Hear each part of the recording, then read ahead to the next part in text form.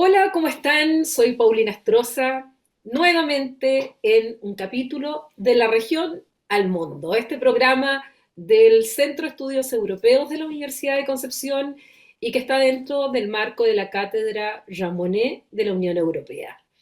Hoy día vamos a hablar de economía, un aspecto muy importante tanto a nivel internacional, obviamente nacional, y también toca lo regional y lo local.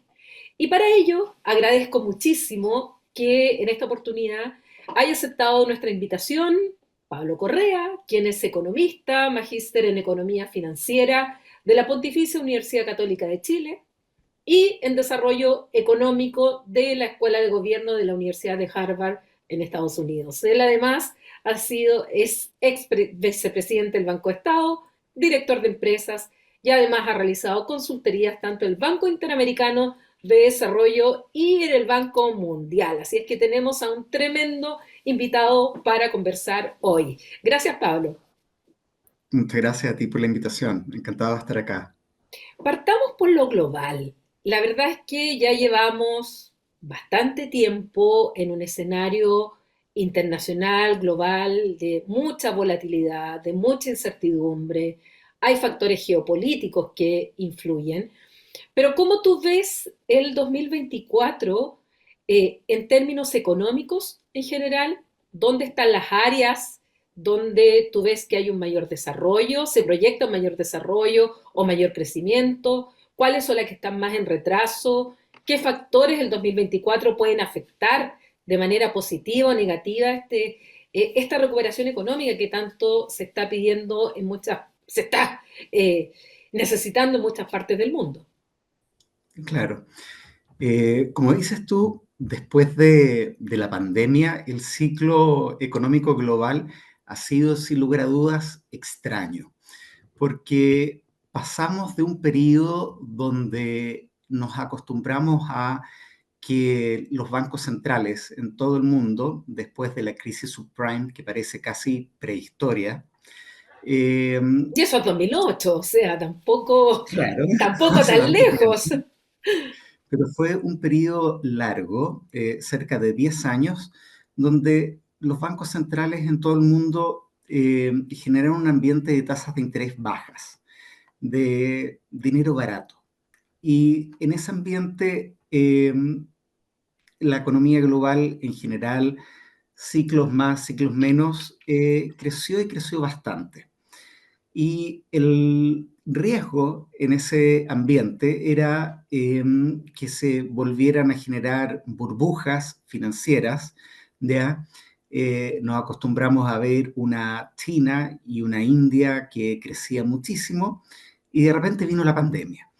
Y con la pandemia se volvieron a sincronizar todos los bancos centrales, pero eh, frente a un fenómeno que no veíamos a nivel global desde los años 70, desde la crisis de Medio Oriente del año 73, que es inflación global, ¿ya? Algo que generaciones enteras en Estados Unidos y en Europa, nosotros como latinoamericanos estamos más acostumbrados a la inflación, pero sobre todo generaciones enteras del mundo desarrollado desconocían que era un fenómeno inflacionario, que vino post la pandemia, por problemas de logística, problemas de oferta, problemas de interrupción en las cadenas de suministros de comercio internacional, etcétera, y los bancos centrales empezaron a subir las tasas de interés.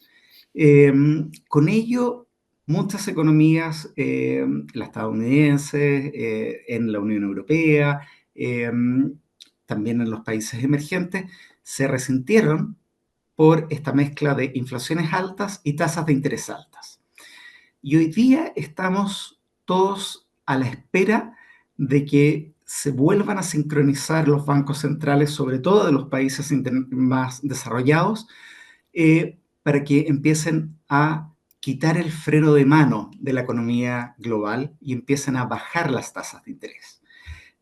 Uno dirá, bueno, pero si acá el Banco Central en Chile hace tiempo que las bajó, pero si uno mira el Banco Central Europeo, si uno mira la Reserva Federal estadounidense, el Banco de Inglaterra, etcétera, todavía mantienen sus tasas de interés a niveles históricamente altos. Y eso tiene frenada la economía mundial por este miedo a este fenómeno, como te digo, que hace muchísimos años no veían, que era el fenómeno inflacionario. ¿Qué es lo que se espera que suceda durante probablemente la segunda mitad de este año? Que de a poco empiecen a bajar las tasas de interés, ¿ya? Porque la inflación efectivamente ha bajado y con eso, pese a que mantienen un nivel de prudencia muy alto, los bancos centrales siguen asustados, ¿ya? Nuevamente no estaban acostumbrados a esto, debiesen bajar las tasas de interés y con eso eh, tú vuelves lentamente a abaratar el crédito. Ese es el canal de comunicación eh, entre los bancos centrales, ¿cierto? Y las personas, las empresas con menores tasas de interés, las pymes pueden acceder a capital de trabajo más barato, eh, tú como persona te incentiva menos el ahorro, accedes a créditos de consumo más baratos, etcétera, y vuelves a activar lentamente la economía. Eso es lo que se espera, pero tienes, yo te diría, un gran elemento geopolítico de riesgo que está latente desde octubre del año pasado, que es Medio Oriente, eh, que en términos económicos, eh, si fuera en cualquier otro lugar del mundo, probablemente los mercados no lo tomarían tan en cuenta, pero el ¿por qué es tan relevante? Porque puede generar inflación nuevamente. ¿Por qué? Por el contagio en el mercado del petróleo. Y tienes un segundo riesgo, que es China. No desde un punto de vista, por lo menos de los análisis de mercado, por un conflicto en el Pacífico con Taiwán o algo así, sino porque desde el punto de vista de las cifras económicas, China es un país que todavía es bastante opaco. Las cifras de cuán sanos son sus bancos, cuál es el nivel de deuda, cuántos esqueletos tiene en el closet la economía china, eh, la verdad es que no sabemos. Entonces, cuando China publica que efectivamente ha crecido un X%, no sabemos cuánto de eso es real, cuánto de eso es un poquito eh, con un poco de cosmético, etcétera. Y si China efectivamente, por ejemplo, para el caso chileno, eh, se llega a resfriar, bueno, eso tiene implicancias directas sobre el comercio internacional, el precio de las materias primas, etcétera. Entonces yo diría de que, en resumen, el escenario es auspicioso porque después de muchos años con tasas de interés e inflaciones altas, estamos a puertas de un periodo donde esas dos variables debiesen bajar. Hay dos riesgos latentes, Medio Oriente y China. Ahora, como esos dos riesgos geopolíticos son justamente parte de mi área, te quiero preguntar por qué no hay en el mediano plazo y tal vez en el quizás cuánto tiempo más una real perspectiva de solución del tema del Medio Oriente. Todo lo contrario, se están haciendo los esfuerzos en estos momentos que grabamos por un acuerdo de por lo menos un cese al fuego que este es muy delicado. No sabemos si tanto Netanyahu, Israel lo va a aceptar, si jamás lo va a aceptar. Están las negociaciones ahí de Estados Unidos. Eso sigue muy, muy, muy latente, como tú señalas. En cualquier momento un polvorín, tanto desde Irán o del Líbano, inmediatamente hace reaccionar a Israel. O sea, eso va a seguir por un tiempo y geopolíticamente va a tener su implicancia. Y por otro lado, también te iba a preguntar lo de China, porque efectivamente sus cifras nunca sabemos si realmente son las que son, pero de todas maneras han ido a la baja. O sea, las cifras de China hoy día de crecimiento se hablan de un 5,4%, si no me equivoco. Obviamente no son las cifras que sobre 2 dígitos que tenía en el pasado. Y eso afecta directamente a países que dependemos mucho de China en materia comercial, como es el caso de Chile, fundamentalmente a través de los minerales, el cobre, y donde nuestro principal socio comercial es China, no son los otros países. Bueno, ¿qué pasa con esta China? ¿Qué pasa con Estados Unidos en este escenario tan complejo, tan vulnerable a factores geopolíticos, en los cuales además nos encontramos con una rivalidad? Algunos le llaman cooperativa, otros le llaman rivalidad eh, conflictiva entre Estados Unidos y China, que eso está por sobre todo el resto, digamos, como sistema internacional.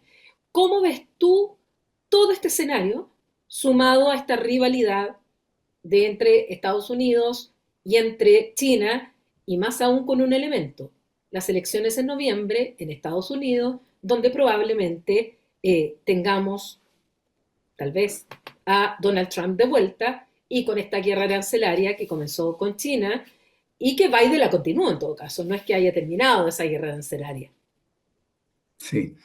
Tal vez déjeme partir con lo más, curiosamente, lo más simple, que es el caso de China, porque son todas preguntas muy complejas. Eh,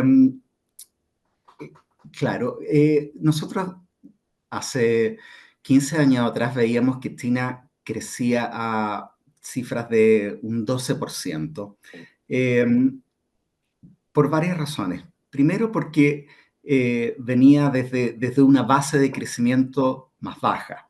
Y es razonable que los países, la medida que van creciendo y se van enriqueciendo, vayan disminuyendo sus tasas de crecimiento. ¿Ya? Eh, Hoy día, por darte un ejemplo, ¿cierto? Si la Unión Europea crece un 2%, Celebran. es una muy buena cifra y es razonable que así sea. Eh, Estados Unidos, ¿cierto?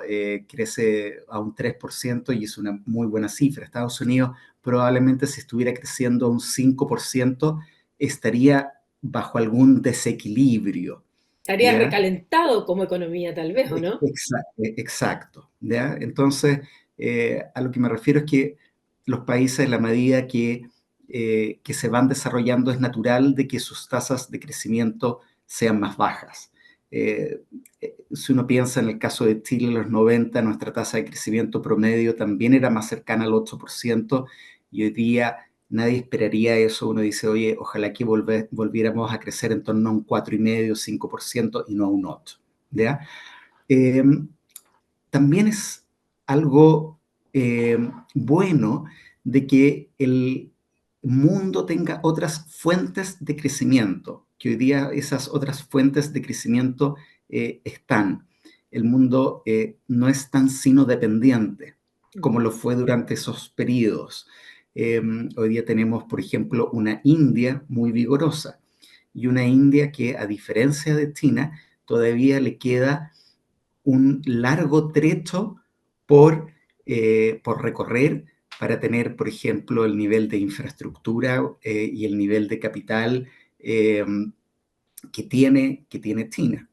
Disculpa ¿Ya? que te interrumpa ahí, Pablo, porque en las elecciones en el cual acaban de salir, cuando estamos Sí. grabando este programa, acaban de salir los resultados y Modi finalmente no logró los resultados que esperaba, no tiene mayoría absoluta, va a tener que entrar a negociar con O sea, partidos.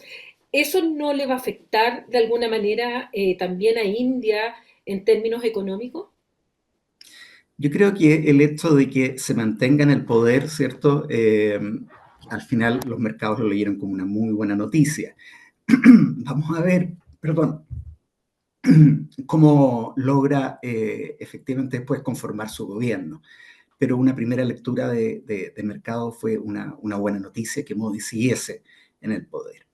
Eh, Ahora, el problema, como te decía, volviendo a China, es que está en una transición de haber sido una economía que durante mucho tiempo fue una economía que era básicamente una industria eh, que exportaba, y hasta el día de hoy, ¿cierto? Todo está hecho en China, ¿ya? Pero que su población consumía muy poco, ¿ya? El chino promedio sigue siendo relativamente pobre, ¿ya?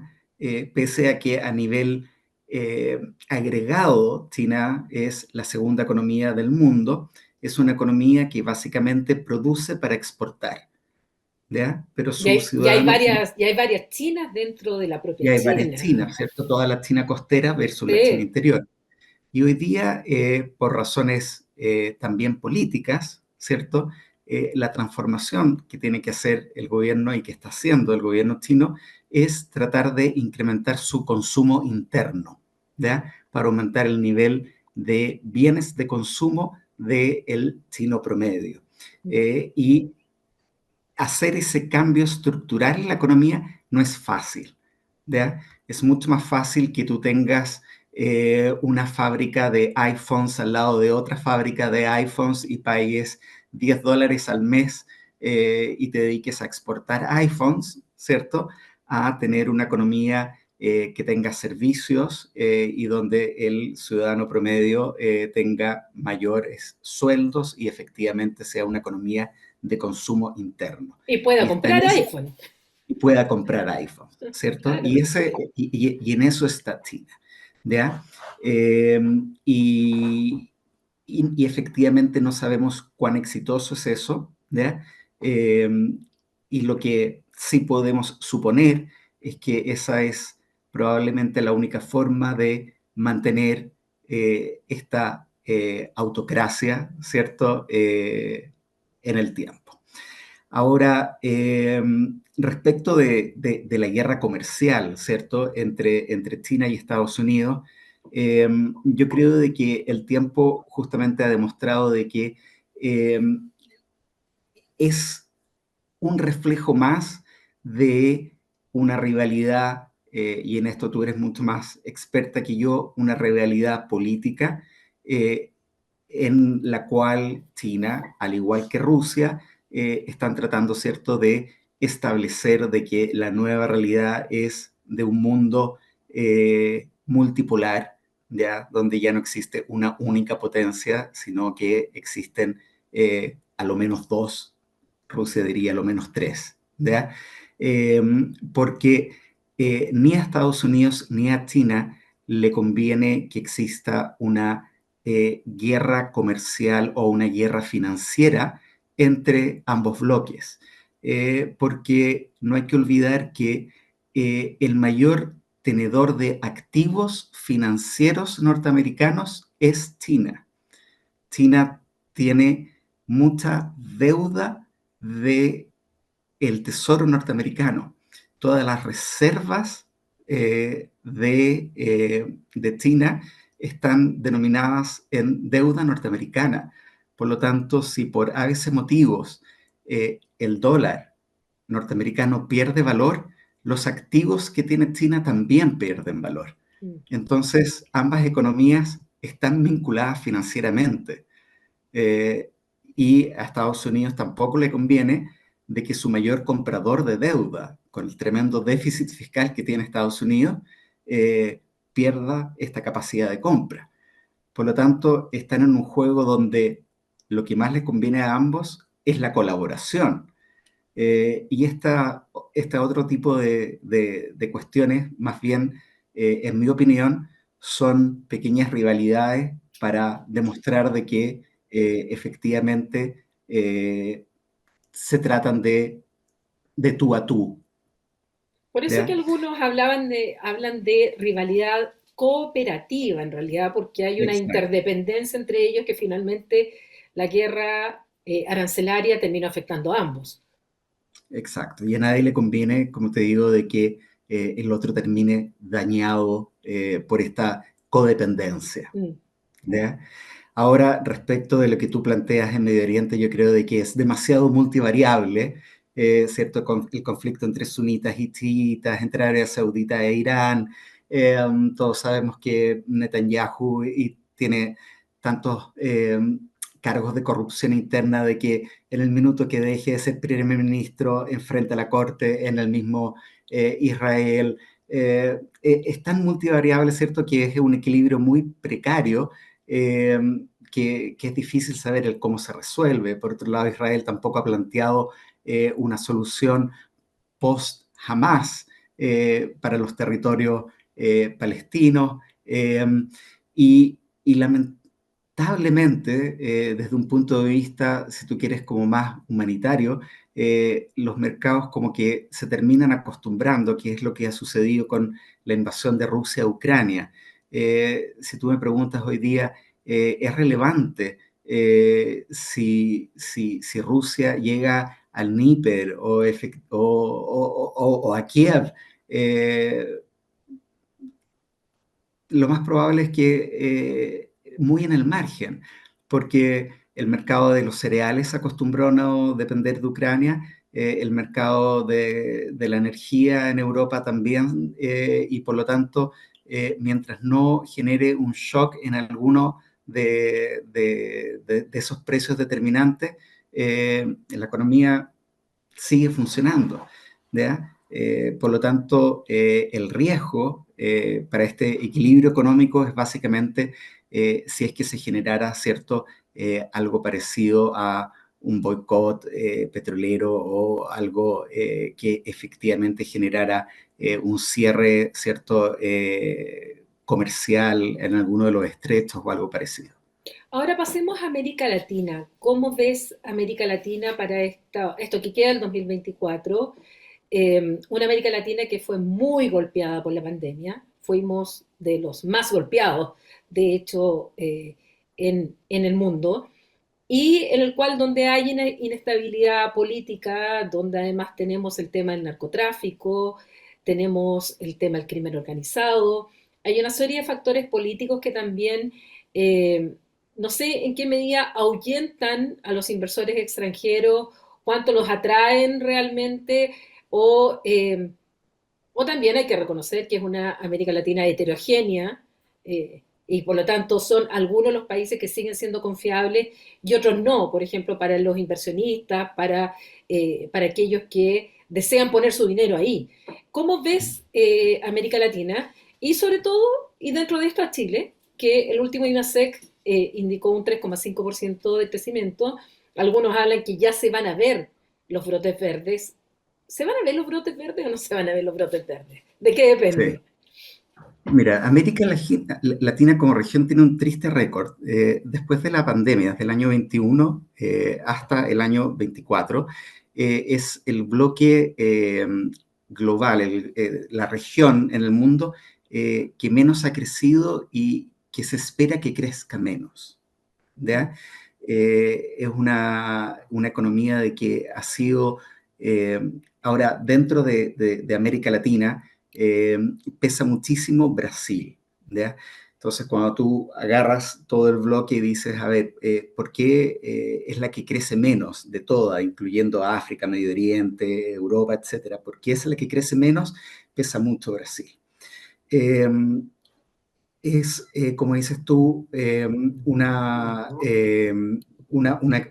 región donde eh, el crimen organizado, la seguridad, el narcotráfico eh, pesa muchísimo, ¿ya? Se ha ido extendiendo desde puntos que estaban muy localizados, ¿ya? Eh, Hoy día tú tienes México, que es básicamente un país donde el Estado de Derecho es muy frágil. Colombia, lo mismo, Perdona que te estuvo muy. interrumpa de nuevo, aprovechando la coyuntura. ¿Cómo leyeron los mercados el triunfo de la Delfina de Andrés Manuel López Obrador, Claudia Sheinbaum? ¿Cómo se leyó aquello, además con un porcentaje tan alto con el cual ganó? Muy mal. El peso mexicano se devaluó en forma muy grande y los mercados, tanto de la bolsa como de los bonos mexicanos, cayó muchísimo. Y esto básicamente no solo por el triunfo, sino por la pseudo desaparición de los partidos tradicionales, por esta mezcla, ¿cierto?, del PRI, PAN, PRD, que básicamente fueron incapaces de plantear cualquier alternativa, y demostrar que México, que de alguna u otra manera, pese a lo corrupto que podrían haber sido, ¿cierto?, los partidos tradicionales, uno decía, bueno, tiene partidos políticos institucionalizados, etcétera. Después de esta elección, la lectura de los mercados fue, se peruanizó, por decirlo de alguna manera. Volvió a ser un país donde hay un caudillo, en este caso AMLO, que inventa un partido y se lleva todo el Congreso, todas las gobernaciones, se lleva todo y los partidos tradicionales en 5 años desaparecen. Esa fue la lectura. Eh, ¿Ya? Entonces, como te digo, es vista como una región eh, que ha tomado ese camino, un camino inestable políticamente, un camino de caudillos. Se ve a Bolsonaro como un caudillo, a Lula como un caudillo, a Milei como un caudillo. En ese sentido, Chile es una excepción institucional. ¿Ya? Lamentablemente ha dejado de percibirse como una excepción en los temas de seguridad. ¿Ya? Institucionalmente sigue siendo una excepción. Lo vimos en lo que fue el Chile Day en Toronto, en Nueva York, pero sí se le ve como un país que está en una región donde el narcotráfico y el crimen organizado ya no lo perdona. ¿Y cuál es el gran problema de América Latina? Y es también el problema de Chile, que la inversión sigue siendo muy, muy baja. Para darte un dato duro, hace 10 años atrás, la estimación que daba la Dirección de Presupuesto cuando calculaba, ¿cierto?, el PIB potencial de Chile era de un crecimiento de tendencia del 4,5, y en ese entonces el ratio, ¿cierto?, la razón entre inversión y producto era de un 28%. Hoy día, la misma estimación de crecimiento de tendencia es en torno a un 2,2%, y el ratio de inversión sobre producto es de un 22%. O sea, cae de un 28 a un 22, y son esos 6 puntos de inversión que gradualmente han ido bajando en 10 años, los que hacen que también el crecimiento, eh, que antes en promedio era un 4,5, hoy día vemos que puede ser entre un 2,2, un 2,5. ¿Ya? El gran desafío de Chile a futuro es cómo recuperamos esa inversión. Eh, Respecto de las lecturas puntuales de los IMASEC, pueden ser de repente muy engañosas, ¿ya? Porque a diferencia de la mayoría de los países, en Chile, nosotros siempre nos comparamos con el año anterior. Entonces, si el año anterior fue muy malo y el 2023 fue un año muy malo, donde el crecimiento fue un 0,2, eh, hacen parecer que de repente las cifras, al ser un poquito mejor, sean muy buenas. ¿Ya? Eh, la mayoría de los países, cuando toman sus medidas de crecimiento, lo hacen de la misma forma en que nosotros tomamos nuestras medidas de inflación, que nuestras medidas de inflación son siempre comparándolo con el mes pasado. ¿Te has fijado que el IPC, nosotros siempre decimos, fue un 0,2, un 0,1, ¿ya? Siempre son frente al mes pasado. Aquí La tuvimos mayor, 3 días hábiles más, que entiendo eso claro, afecta. Un día hábil muchísimo. afecta mucho, que Sí, fueron 3 días hábiles más, además. claro. Si no consideramos los días hábiles, hubiera sido un 2%. Yeah. Pero si lo miramos contra el mes anterior, eh, tanto marzo como abril, la economía cayó. ¿Ya? Lo que pasa, como te digo, es que el 2023 fue muy malo. Ahora, con todo, como el 2023 fue muy malo, el 2024 lo más probable es que la economía efectivamente crezca sobre un 2,5, esté cercana a las estimaciones del Ministerio de Hacienda. Eh, pero con todo, yo te diría que el gran desafío que tenemos, no solamente este año puntual, que nos vamos a estar comparando con un muy mal 2023, es cómo recuperamos, ojalá, esa ambición del 4,5% que no la vemos hace 10 años. Y ahí el tema es básicamente inversión. Sí, por eso te preguntaba lo de cuán atractivo seguía siendo, como lo fue en el pasado, América Latina, eh, y cuánto ha caído justamente por este tema de la inestabilidad y que arrancan, obviamente, las inversiones. Y el tema de la seguridad es un tema clave dentro de lo que es el continente. Si nos vamos a la reciente cuenta pública, el presidente Boric señaló que el año 2024 es el año en que la economía chilena se reactivó gracias a un trabajo responsable en conjunto con el Banco Central. Logramos bajar la inflación al 4%, llegó a estar en más de 14%. Hemos creado más de medio millón de empleos, nuevos empleos, buenas cifras en el último trimestre móvil. Ahora, la pregunta es, ¿realmente la economía chilena despegó? ¿Cuánto de esto del control de la inflación ha sido realmente responsabilidad del gobierno? ¿Cuánto exclusivamente el Banco Central? ¿O hay un mix en esto? Y cómo, bueno, cómo se nos sigue viendo afuera, ya habiendo pasado dos procesos constituyentes que eran un elemento de inestabilidad que a los mercados lo leyeron. Eh, ¿Cómo ves tú la Sí, economía chilena en estos puntos específicos? Proyectémoslo a los próximos 2 años, si es que podemos hacer una proyección un claro. poquitito más a largo plazo. Sí. A ver, yo te diría de que es fundamental separar cierto estado de gobierno. El Banco Central es parte del Estado, no del gobierno, y el control de la inflación es responsabilidad del Banco Central, no del gobierno.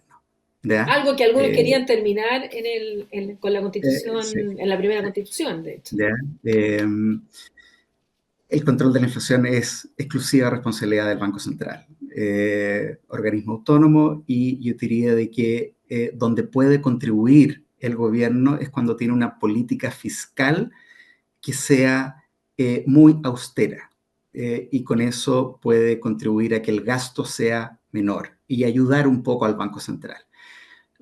Cuando una política fiscal es austera, cuando crece menos que el producto. Y ese no ha sido el caso en ninguno de los presupuestos de esta administración. Por lo tanto, yo creo que es audaz la declaración del presidente Boric. Respecto del empleo, efectivamente se han creado nuevos puestos de empleo, pero el problema que tiene el mercado laboral es qué tipo de empleos se crean, ¿ya? Porque la encuesta que hace el INE es una encuesta que es bastante laxa. Te pregunta si tú has tenido alguna actividad remunerada en los últimos 10 días. Y no te preguntas si esa actividad, o sea, y si tú dices que sí, estás empleado, ¿ya? Por lo tanto, una cosa es eh, aparecer dentro de la encuesta del INE como empleado, y otra cosa es la calidad del empleo. Y lamentablemente, la mayoría del empleo que se ha generado es empleo informal. Y ese empleo informal sabemos que es un empleo que no tiene cotizaciones de seguridad social, es un empleo de que puede durarte 2 semanas y después volver a ser desempleado, etcétera. Entonces, sí, siempre son buenas noticias, pero el desafío, ¿cierto?, es ojalá estar creando empleo de buena calidad. Eh, ¿Cuáles son las estimaciones? Si tú me preguntas, de aquí a 2 años, es bastante corto plazo, es bastante difícil poder cambiar una tendencia tan estructural como la que llevamos, ¿ya? Efectivamente, hacia afuera los inversionistas extranjeros, yo te diría que dejaron atrás lo que fue el 2019, el proceso constitucional, pero como conversábamos en un principio, en un ambiente donde en todo el mundo las tasas de interés son altas, el capital es escaso, y hay una competencia por capital entre los países. Por lo tanto, ya no vale, no es suficiente que tú digas, mira, ¿sabes qué? En mi país no hay estallidos sociales, no hay inflación y las instituciones funcionan. Tú tienes que ofrecer algo más. Eh, Aparte de eso, vas a ser bienvenido, los trámites van a ser rápidos, eventualmente te voy a garantizar estabilidad tributaria, entonces ven para acá en vez de ir al país de al lado, porque hoy día lo que estamos viendo es que efectivamente hay una competencia entre países, ¿ya? Por atraer esa inversión. Eh, y, y hoy día es bastante más difícil, y si en un minuto decir que Chile era un país estable y con una macroeconomía sana, hoy día lamentablemente eso ya no es suficiente, ¿ya? Hoy día hay que agregarle algo más al paquete eh, para que efectivamente podamos en un periodo mirando hacia 5 años más, ¿cierto? Volver a recuperar esos flujos de inversión que generen crecimiento, que generen empleo formal, ¿cierto? Y que terminen aumentando al final el bienestar agregado. ¿Y en qué medida el litio, el hidrógeno verde y las tierras raras, en todo esto que significa la transición ecológica, el pasar de el utilizar, bueno, evidentemente las fuentes fósiles a energías renovables, donde cumplen aquí un valor fundamental, y pensando que tanto Argentina, o sea, si sumamos Argentina, Chile y Bolivia, tenemos un 60% de la concentración del litio. ¿De qué manera, y las perspectivas del hidrógeno verde, que si bien se puede crear en otras partes, la verdad es que justamente son las partes más calientes donde hay conflictos políticos y se ve en ese sentido Chile como mucho más estable y por eso, por ejemplo, la Unión Europea tiene ya 2 grandes proyectos de hidrógeno verde aquí. ¿Cuánto de eso podría Chile, bueno, ser una de nuestras tablas salvadoras para mejorar estos índices de crecimiento? Sí, mira, yo ahí hago eco de una frase del mismo ministro Marcel, que en una ocasión él decía, mira, entre estar sentado en un montón, bajo un montón de petróleo y estar en un país que tiene un desierto con cierto, una cantidad de sol como la que tiene el desierto de Atacama, con cobre, con litio, con energía eólica, etcétera, prefiero estar en ese último país. Y creo que tiene toda la razón del mundo. Creo que hacia allá va el mundo, hacia allá va, ¿cómo se llama? Y todo, tú lees los informes del Banco Mundial y las necesidades de cobre hacia futuro son enormes. El litio sigue siendo una apuesta, pero el cobre es indudable. Y en ese sentido, también, ¿cierto? Las fuentes fotovoltaicas e hidrógeno verde son indudables también. Entonces yo creo de que efectivamente una combinación de un país que ayuda en ese sentido a la transición energética global y que se suma como un proveedor de servicios en esta América Latina inestable, como por ejemplo servicios financieros, servicios tecnológicos, servicios de logística, servicios aeroportuarios, etcétera, tiene toda la capacidad para recuperar esas fuentes de crecimiento. Pero para eso tiene que generar y tener los incentivos adecuados.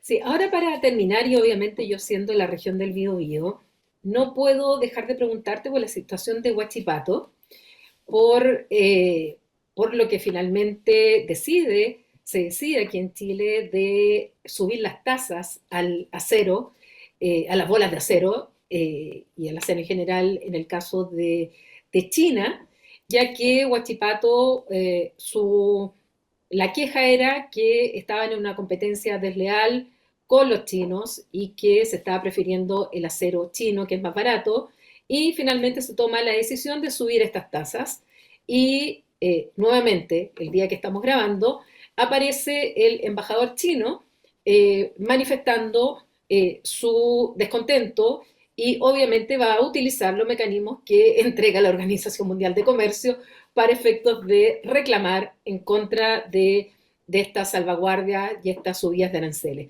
¿Cómo ves tú la situación? ¿Qué pasa con algo eh, tan sensible como es en la región del Biobío la empresa Huachipato, que es una empresa con 22.000 trabajadores, pero que finalmente afecta a unas 60.000 personas, si es que vemos todo lo que rodea a Huachipato como tal, pero que estaba perdiendo $1 millón al diarios. día. Entonces, y además es una empresa privada, no es una empresa pública. Eh, y finalmente termina siendo el Estado, como que ahí algunos empresarios se acuerdan del Estado, cuando otras veces no quieren que el Estado se meta, pero aquí sí quieren. Pero era obvio que los chinos iban a responder ante esta subida de tasas. Y si volvemos al inicio de nuestra conversación, políticamente nosotros además dependemos comercialmente mucho de China. Basta que China nos compre menos cobre y sufrimos ahí un golpecito más que fuerte. Sí. Mira, yo creo de que es bastante claro para todo el mundo, aunque sea políticamente incorrecto decirlo, Mi pregunta que, era políticamente claro, incorrecta, debo decírtelo. que, que en esa comisión, la comisión, ¿cierto?, antidistorsiones, los integrantes técnicos votaron en contra de aumentar las tasas, la gente de la Fiscalía, la gente del Banco Central, y fueron todos los representantes de los ministerios, o sea, los representantes del gobierno, los que votaron a favor de aumentarlas. Fue una decisión política justamente para no generar un nuevo ENACAR, ¿cierto? Un nuevo Sí. polo de desempleo en la región del Biobío. ¿Dónde desemboca esto? Eh, yo creo que va a depender nuevamente del gallito entre ambos gobiernos. Y vamos a terminar viendo cuánto presiona Chile, perdón, cuánto presiona China. China. ¿Ya? Ahora, ese es uno de los problemas. Huachipato, ¿cierto? Es uno de los el reflejo de cuando una región, ¿cierto? O un país efectivamente no tiene una mirada suficientemente estratégica como para sacar ciertas ventajas como las que conversábamos anteriormente. Porque en un país, en un mundo tan globalizado, probablemente seguir produciendo acero no sea la solución. Antes teníamos Pero, problemas con el acero turco, de hecho, claro, y pero y ahora los chinos, entonces tampoco es un tema nuevo. exacto, pero la región del Biobío tiene un potencial enorme con sus astilleros, ¿ya? Y hay una serie de estudios que hablan del potencial que tendría la construcción ampliada de buques, incluso para la exportación de buques de Asmar, Pero ¿cómo ¿ya? convencemos al centro, sobre todo a los políticos santiaguinos, la necesidad de la construcción de un nuevo dique, la construcción justamente del desarrollo de esta región? Eh, Porque no escuchan mucho en Santiago y esto yo lo vengo Sí, escuchando hace mucho tiempo y sencillamente no pasa y no se da el presupuesto para el nuevo dique y para esto que tú me señalas, sencillamente en Santiago no pasa nada. O sea, esto mismo hubiese pasado en San Antonio o lo que está pasando en el Puerto Coronel hoy día, pasara en San Antonio, en San Vicente, en el mismo Valparaíso, sería gran tema, pero no es gran tema en Chile, y lo digo yo desde acá de la región al mundo. sí. Yo creo que tiene mucho que ver, y aunque parezca eh, hoy día un lugar común, eh, con un tema que se intentó resolver, pero no quedó bien resuelto, y que tiene una mezcla entre el sistema político y el sistema presupuestario. ¿Ya? Hoy día tenemos, ¿cierto?, una asignación presupuestaria que es sumamente centralizada y que es un tema que es bastante poco conocido, pero una vez que tú apruebas la ley de presupuesto, la dirección de presupuesto puede reasignar con bastante facilidad, lo cual genera que desde el punto de vista de las regiones, en este caso, ¿cierto?, de las gobernaciones regionales, tú tengas cero control presupuestario. Y eso se mezcla, ¿cierto?, con el sistema básicamente político de desregionalización. Y eso es algo que definitivamente no está resuelto. Mientras eso no se resuelva, ¿cierto?, es difícil pensar en que estos temas estratégicos de más mediano plazo, que miran más allá de un presupuesto anual, se tomen en consideración.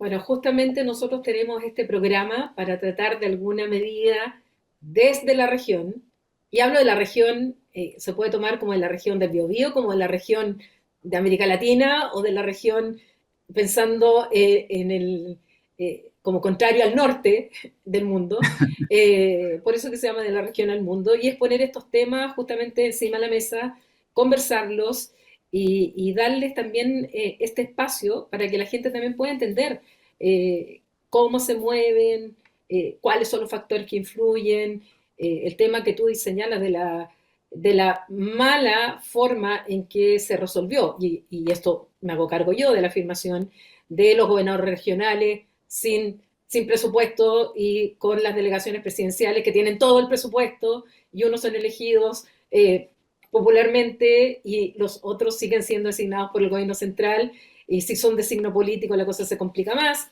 Bueno, y ni hablar del tema de los convenios y las fundaciones que para mí le echaron tierra a eso malo que estaba del avance de la descentralización hoy día aún más. Así que bueno, Pablo, te agradezco muchísimo esta conversación y el habernos dado este tiempo para conversar justamente de los temas económicos que nos fuimos desde el mundo hasta que llegamos a la región del Biobío y Bien. particularmente el tema de Huachipato. No, muchas gracias a ti. Muy entretenida la conversación. Gracias. Bueno, y ustedes ya saben, todas las semanas un nuevo capítulo, temas internacionales en distintas áreas que queremos que ustedes conozcan de la voz de especialistas en cada uno de ellos y para poder ir comprendiendo las complejidades del mundo en el cual vivimos y donde Chile evidentemente está inserto. Así que los espero en un próximo capítulo de La región al mundo aquí gracias a la Cátedra Jean Monnet de la Unión Europea y del Centro de Estudios Europeos de la Universidad de Concepción. Hasta la próxima semana.